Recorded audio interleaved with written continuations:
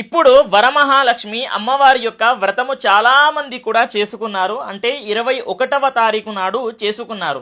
కానీ కొంతమందికి ఏంటి అని అంటే అడ్డంకులు వచ్చి చేసుకోలేకపోయారు. వాళ్ళ కోసము వ్రతము ఎప్పుడు చేసుకోవాలి అనేటటువంటి ధర్మ సందేహం చాలామందికి కూడా ఉంది. ఎప్పుడు చేసుకోవాలి అనేటటువంటిది చెప్తాను, జాగ్రత్తగా వినండి. ఇప్పుడు రాబోయే 28 ఆగస్టు 2026 శుక్రవారము నాడు పౌర్ణమి తిథి వస్తుంది. అదేవిధంగా శుక్రవారము కూడా వస్తుంది. ఎంతో అదృష్టం ఉండాలి ఆ రోజున చేసుకోవాలి అని అంటే. కాబట్టి ఆ రోజున ఎటువంటి సందేహం లేకుండా ఆ రోజునే చేసుకోండి. ఇంకొకటి ఏంటి అని అంటే ముహూర్తం ఎప్పుడు అంటే టైమింగ్స్ చెప్పండి, వ్రతము చేసుకోవడానికి మంచి ముహూర్తం చెప్పండి అని చెప్పేసి కూడా అడగడం జరుగుతుంది. ఎప్పుడు చేసుకుంటారు అని అంటే చూడండి, ప్రొద్దున 4 గంటల నుండి ప్రారంభమయ్యి 7:30 వరకు ఎప్పుడైనా సరే చేసుకోవచ్చు. అద్భుతంగా ఉంటుంది.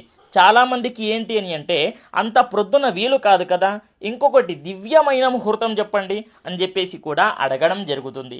చూడండి, మధ్యాహ్నం అంటే 11:41 నుండి ప్రారంభమయ్యి 1:55 వరకు అంటే 2 గంటలకు పైగానే ముహూర్తం ఉంది. కాబట్టి ఈ ముహూర్తం మధ్యలో మీరు ఎప్పుడైనా సరే ప్రారంభం చేసుకొని ఎన్ని గంటలైనా సరే పూజను చేసుకోవచ్చు, తప్పేమీ ఉండదు.